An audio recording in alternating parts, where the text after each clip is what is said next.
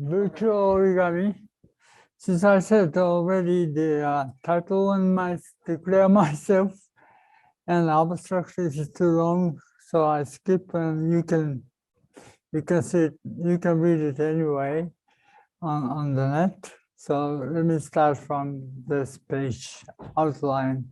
I want to say 4 things. And the first is the system called the E-origami system, and the language that is running on EOS, and geometrical constructions and verification by the Oricot language, and so on.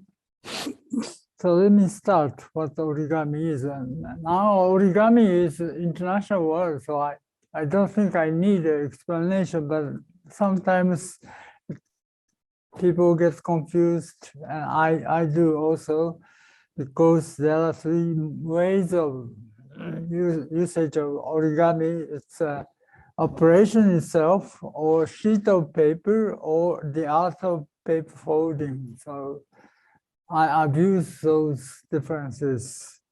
So let me allow this. So the use of origami dates back quite early. I don't know exactly when. Nobody knows, like not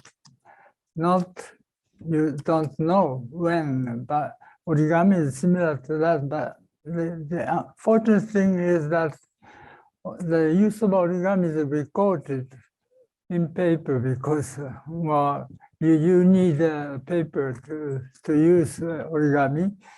So before 10th century already in Japan, the people in the court, aristocrats, are using origami to symbolize their feelings and thoughts without explicitly saying what they want to say. So it's kind of protocols implicit, hidden in the shape. So it's like you use emoji, and emoji has this tradition of origami, modern version, and and as the paper production in the Middle Ages and onward are very in large scale, and even common people can afford to use high quality papers, then it's penetrated into daily life. It's like putting a symbol on a gift, etc., etc. But the change occurred in the 19th century, when some people argued that origami can be used as a tool to teach mathematics. And so the formalizing origami started in the middle of the 19th century, all until 20th century. And nowadays, the industries are also interested in origami because of, well, just take an example. Imagine an example, antenna have to be put in a rocket, and on the space you have to expand it. It's similar to tiny medical things that have to be put in your body and expanded in some ways, so that it will work properly. So therefore, origami is not only used in daily life, but also in high-tech area. So after of this preface, I want to talk a little bit about origami geometry and Euclidean geometry. And you see, construction tools of origami is just folding. Folding is, well, you can do arbitrary. You cannot do arbitrary folding. You have to obey certain rules to superpose one object to the other, or with some constraint. And there's a rule called Fujita-Justin rules, and this is used as a base for mathematical theory of origami. Whereas in Euclid, you know everyone that maybe needless to say that straight edge and compass. And how do I compare the power of two? It is useless to compare the line and the density of line, density of points on the line or circle. The best way is to count or to check the intersections of those objects. In the case of Euclidean geometry, it's a circle and lines. In the case of origami, it's just fold lines. And with if you are careful enough to set up your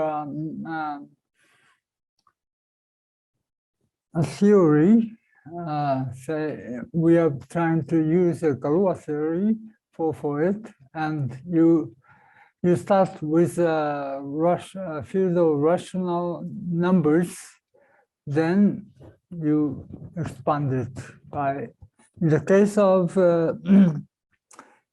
Euclid, you expand it to square root of 2, and in the case of origami, in addition to square root of, not square root of 2, just square root, and cubic root.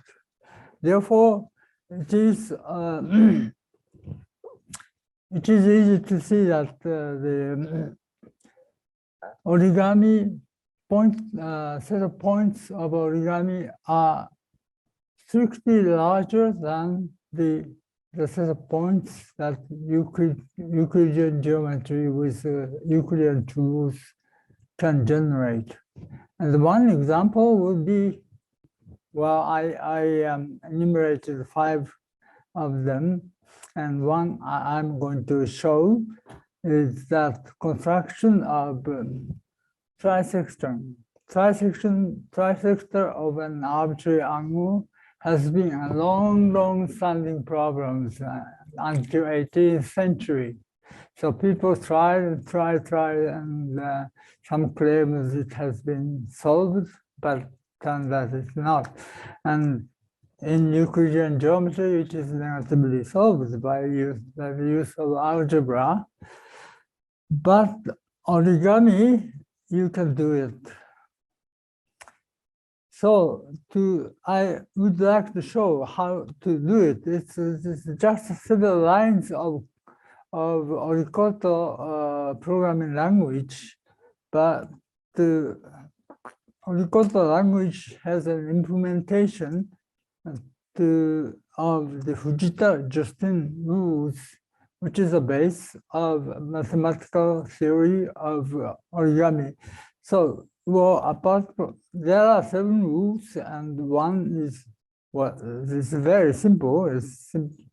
If you look at P and Q, which are given, then you are allowed to fold along the line that passes through P and Q. And the others are superposition of the given object. So for instance, this one is that you are given 2 points, you are allowed to superpose 2, and by folding along the line that is defined by this. Yeah? And if you unfold it, you will have, in those cases, what we call fold line, or sometimes called crease. And if you add some more, all 3 is the superposition between 2 lines, M and N. Then you got this fold line, and let's see, and 4, 5, and 6 are slightly more involved. I will skip 4 and 5 because, well, the time is not really the occasion to speak about this the rules in detail, but I want to pay attention to this rule 06, which says that given 2 lines and 2 points, given 2 points and 2 lines, fold to superpose 1 point, 1 line, and the other point, the other line. So after a bit of, maybe it's not trivial to do this, but you can do this by hand. You don't need to do a special computation. So for instance, you can get this one, okay? And here's one more, but I will skip. And Mathematica, our system starts implementing this Fujita-Justin rules. It is in the beginning, it is very easy because it is 7 rules, but by Mathematica is based on rewrite asset. Mathematica, you define a function using rewrite rules, and with pattern matching with types, you can define this 7 rules in one function. So we call HO later in my program. So let me explain the angle trisection. So in addition to this Fujita-Justin rules, we need a lot of auxiliary functions to make origami possible. So visualization, for instance, or manipulating origami.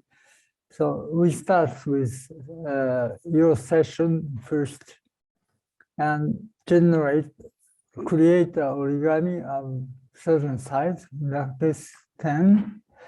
Then I want to put a point any place, but since I defined this origami 10 by 10, I put E here by specifying the coordinates of it, right? So what I want to do is to trisect this part, trisect this angle, okay? And in order to trisect, we need 2 parallel lines. And how do I make 2 parallel lines? And also that parallel line should be parallel to this baseline, which is very easy because O2 rule simply says that if you bring, say, for A to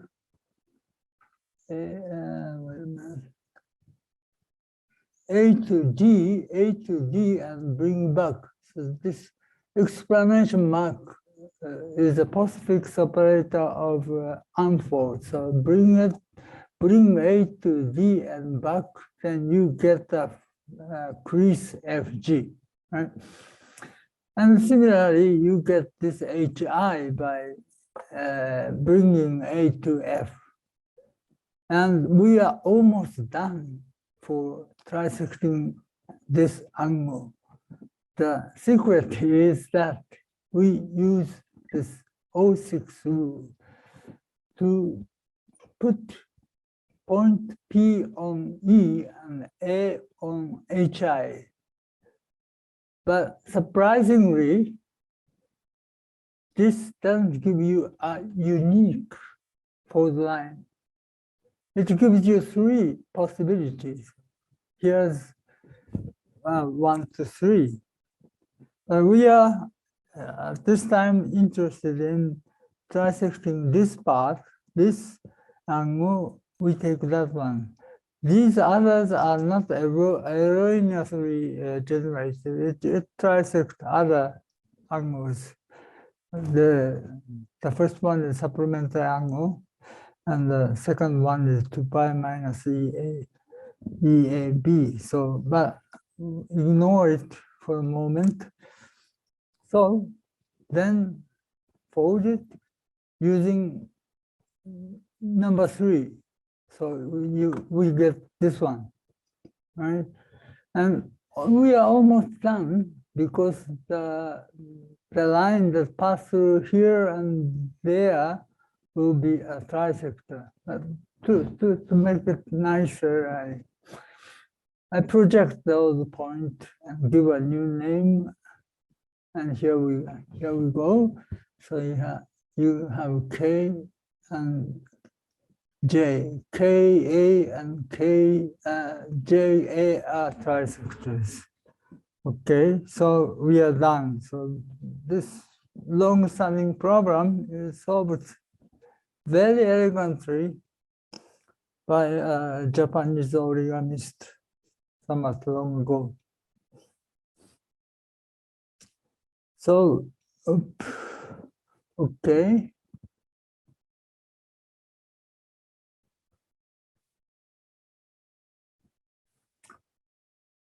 So the next thing is, are you sure that these indeed trisect? In order to do that, we need to tell the system what we should prove. So our verifier, a program verifier, is based on equational reasoning, a system of equations. So we have to have equations among polynomials. So we have to have polynomials, and we have to ideally we want to say that 3 angles are the same, but these angles are difficult to handle in equational settings. So we have to take those angle equalities into polynomial equalities. These are kind of transformations we do not explain here, but afterwards we make it a general one. So let ABCD be a unit square and E2 be arbitrary, and prove it. And the system checks whether the given equations that are generated from the programs are polynomial equalities, and if they do, they started to compute global basis, and then it's proven. And in this time 11 seconds, and if I click this, then quite a large proof document is generated, and you can read it. And so I'm not going to talk about it more. So one interesting example of this trisection is Morrell's triangle. You may know that these little triangles. So give an arbitrary triangle, and you trisect each inner angle and pick up the intersecting point of neighboring trisectors, and you get this tiny triangle. And out, and this triangle in this case is an equilateral triangle. This can be proven quite easily, but it takes more time. So this is one nice example of how trisection is used in origami. Okay, so far it's about geometry, origami geometry, and I'm going to turn to the traditional origami. Traditional origami has a lot more materials in it. Well, the base is very simple. You have a valley fold and mountain fold, which is also O1 rule is a kind of valley fold and mountain fold. So the reason why it is mountain valley is, well, if you look at this, it's quite obvious. If you make a fold like this, then this line looks like the path in the valley. So you have a good imagination. And if you do opposite fold, then this and round fold, this become a mountain ridge. So these two are the most basic, and this can be actually in computer implementation. It is one realization of fold operation, which rotate the faces along rotating angle by rotating axis along this the first argument here. So this you should know that this is still a function. So it is carried function. So you need one more argument to make this valley fold work. Valley fold produce something visible. Okay, and there are some more interesting ones. Inside the reverse fold is maybe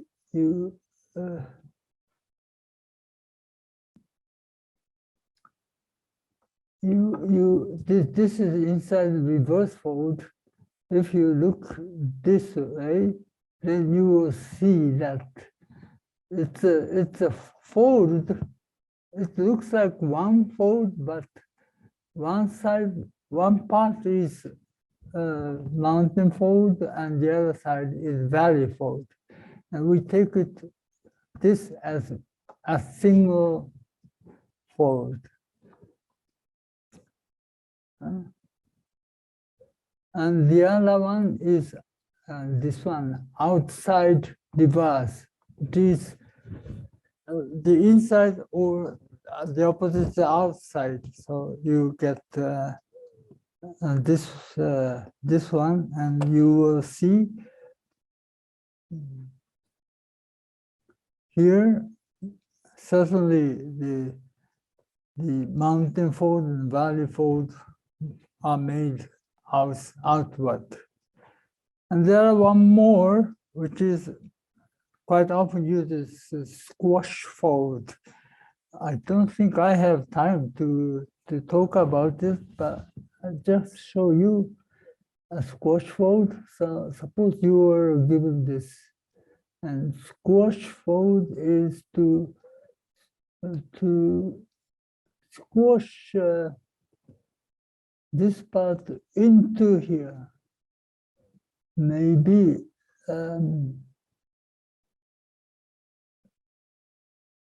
if you look this one, then it's quite obvious. So this part is squashed into here, right? So this is squash fold. And there are a number of, I often use more so-called classical fold, but for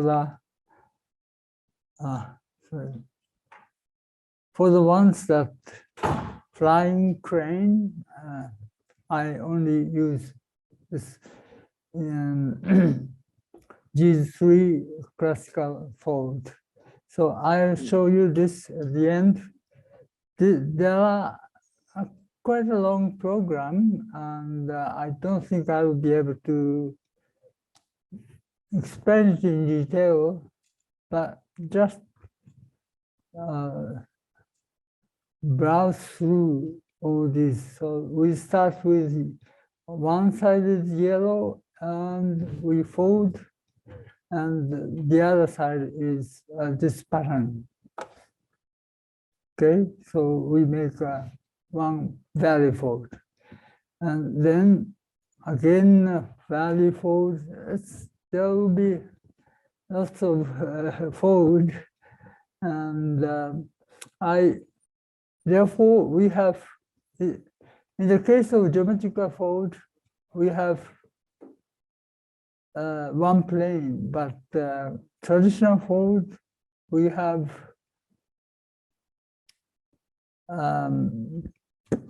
layers of fold. So we have to keep track of layers of fold and the plane numbers. So here I really have to skip everything, and I will show you the end of the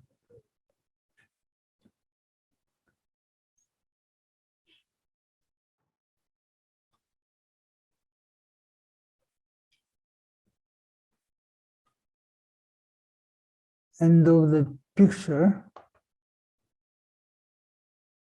Yes, so at the end you will have this one.